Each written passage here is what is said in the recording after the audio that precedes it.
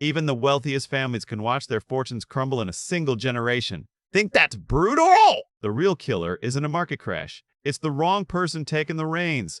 That's why smart money doesn't just cut a check. They build ironclad systems, ensuring the next generation benefits without ever blowing it. Picture this: a spoiled heir, a brutal divorce, a nasty lawsuit, or just plain stupid spending habits.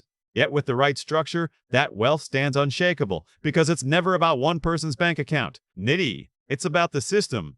And this is how the truly wealthy protect their legacy even from their old kids.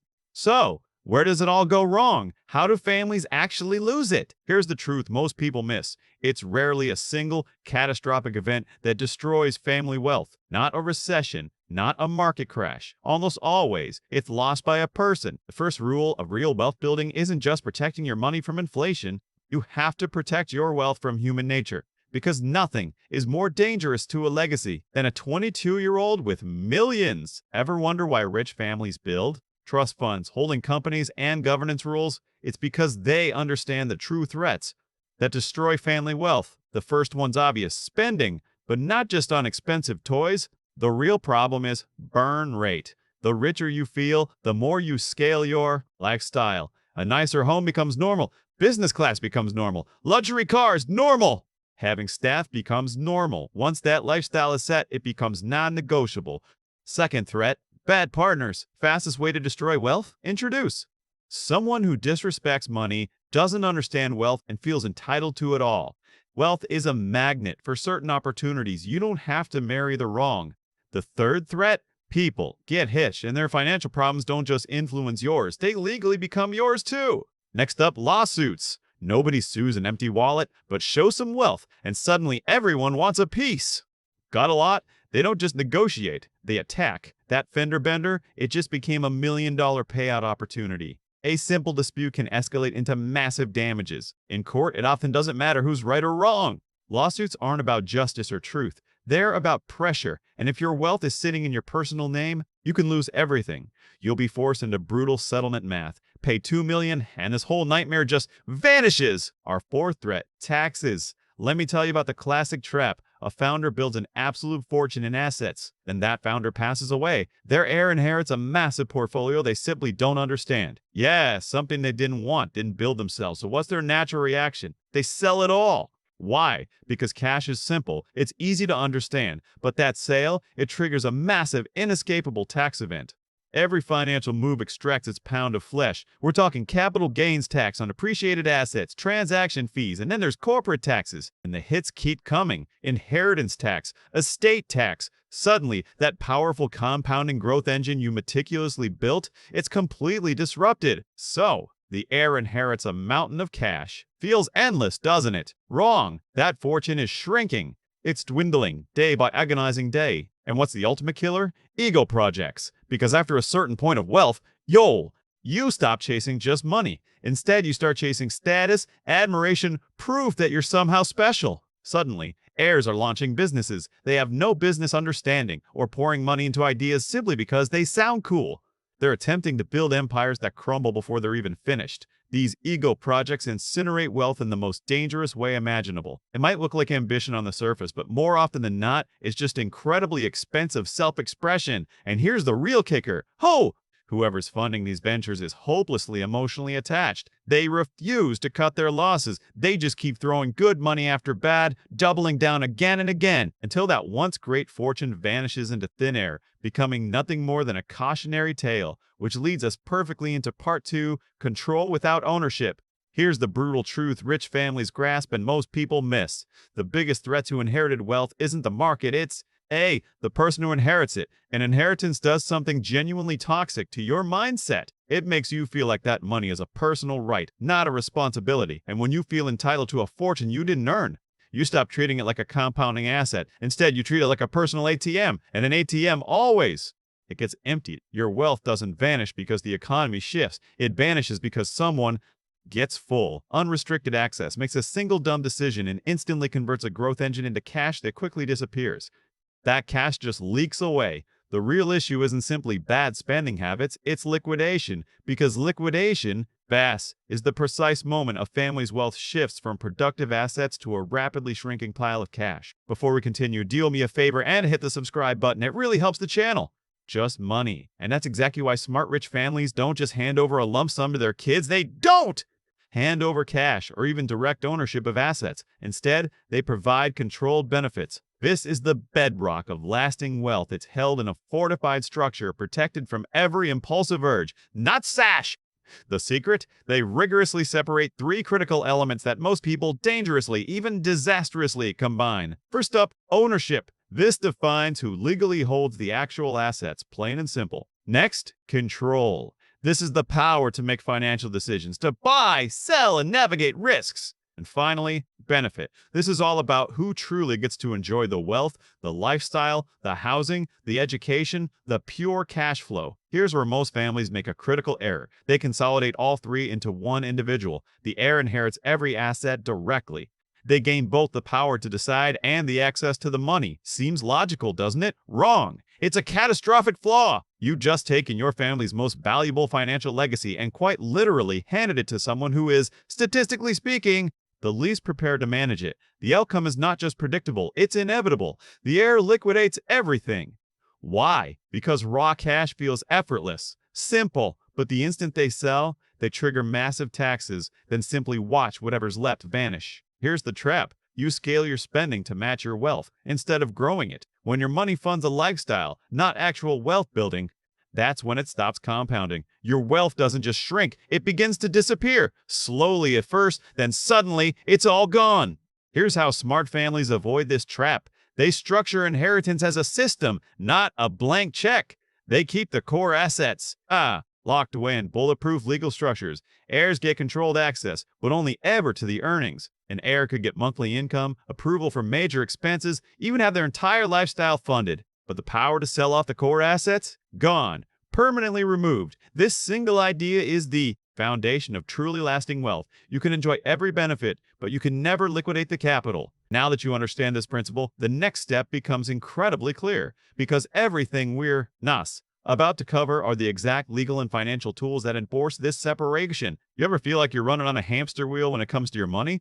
Always working, always earning, but somehow the numbers in your bank account just don't seem to reflect it. You're probably thinking, I just need to make more money. If I could just get a raise or land that big client, everything would be fine. But here's the uncomfortable truth. More money won't fix a broken money mindset. In fact, it often makes it worse. Think about it. How many people do you know who earn a great salary but still live paycheck to paycheck? They're trapped in the same cycle, just with bigger numbers. The problem isn't your income. It's your relationship with money. And until you fix that, you'll always be chasing your tail. What if I told you there's a way to break free, a way to manage your money that feels less like a chore and more like a superpower? This isn't about cutting out your daily coffee or living like a monk. It's about understanding the psychology behind your spending and making conscious choices that align with your goals. We're going to dive into the core beliefs that are silently sabotaging your financial progress. The ones you didn't even know you had. By the end of this, you'll have a clear roadmap, not just for saving money, but for building real wealth and true financial freedom.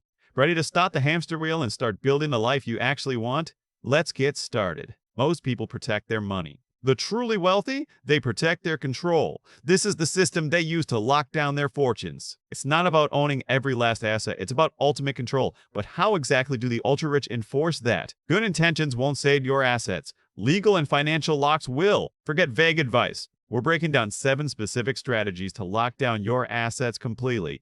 Boy! The first strategy, the absolute cornerstone, it's the trust. Forget the typical image. A trust isn't just money for kids. It's the financial bedrock, a strategic fortress designed to hold assets and enforce rules for generations. A trust owns everything. I mean everything. Real estate, stocks, entire businesses, massive portfolios. Here's the critical part. Because the trust is the legal owner, that fortune never sits in any heir's personal name. This stops the absolute biggest threat. Heirs cashing out the family legacy. No direct ownership means zero easy liquidation. Ever worry your kids will blow through their inheritance? A properly structured trust isn't just a suggestion, it's a brick wall against liquidation. We're talking about stopping the single most dangerous action. Here's the secret sauce. We separate the roles. Your child absolutely gets to be a beneficiary. They'll enjoy all the benefits, no question. But the power to control how that trust operates, that falls to someone else entirely. Someone you handpick for the job? That's the trustee, and their marching orders follow strict written rules, no exceptions. This is precisely the mechanism. Rich families prevent their heirs from waking up one day, impulsively selling off every asset and cashing out, turning a powerful compounding engine into nothing more than a pile of spendable cash. Understand this, that's financial suicide. All right, so the trust is in place, but here's the next predictable problem. Legal attack. Trust me, if your heir can be sued, they absolutely will be. This is precisely where the second lock comes in, what we call a spendthrift clause. Consider this your impenetrable lawsuit shield. It explicitly states the beneficiary does not have full unfettered control over the trust assets. It's truly that simple.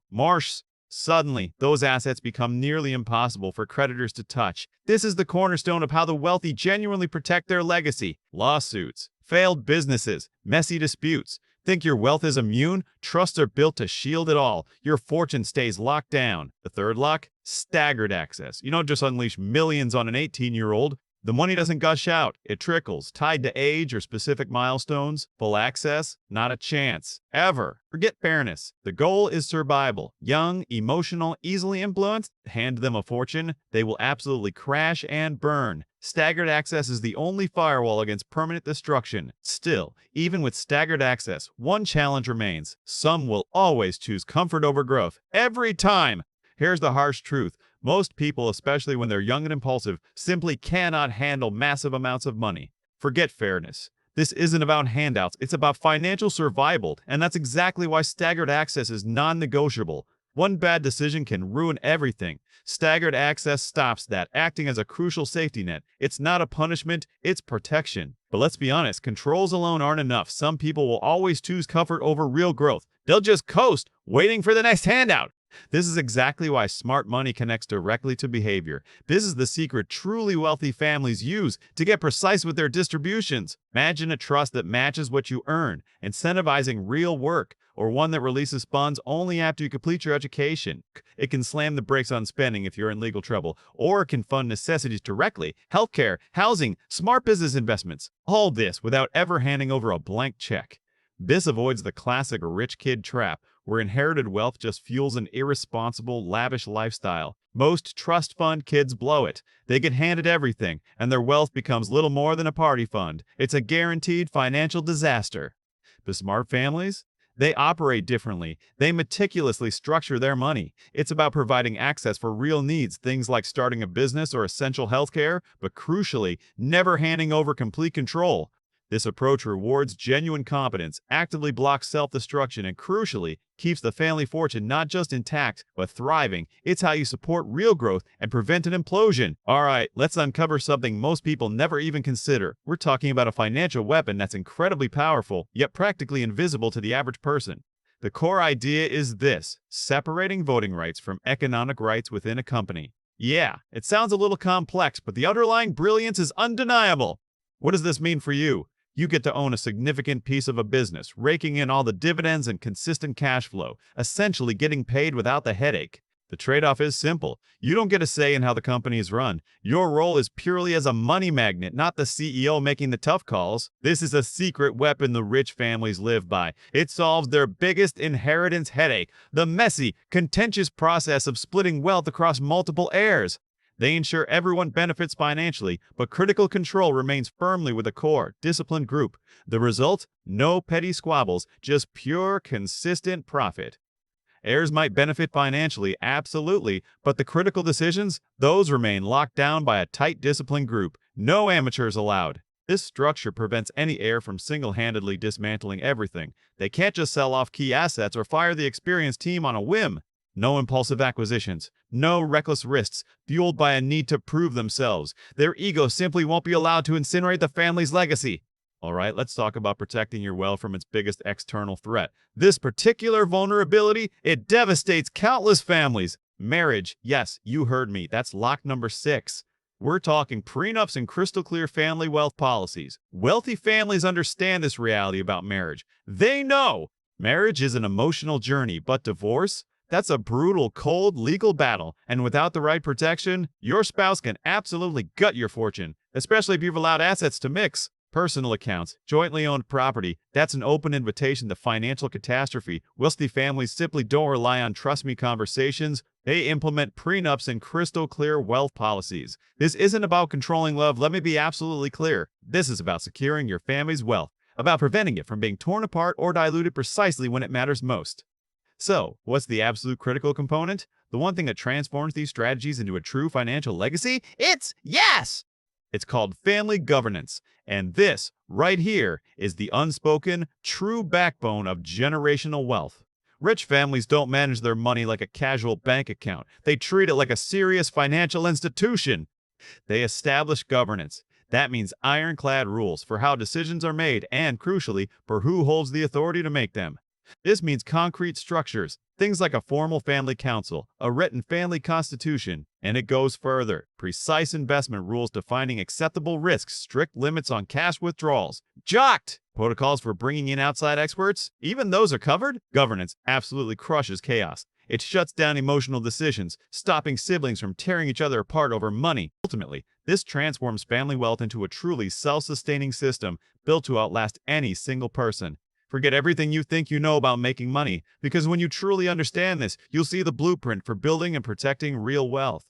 Here's the truth. Rich kids don't inherit a pile of cash. They inherit a meticulously built, self-sustaining financial machine. And yes, they absolutely benefit. But that wealth isn't just sitting there. It's locked into structures specifically designed to make it incredibly difficult to access, difficult to sell, impossible to waste, practically bulletproof against loss. That's how the truly smart money protects itself, even from its own heirs. We've covered the strategy. Now, your job isn't to think about it, it's to act on it. Your financial future absolutely depends on this. I'll see you back here for the next steps. Don't wait for a miracle. Your money isn't going to manage itself. You need to actively work it.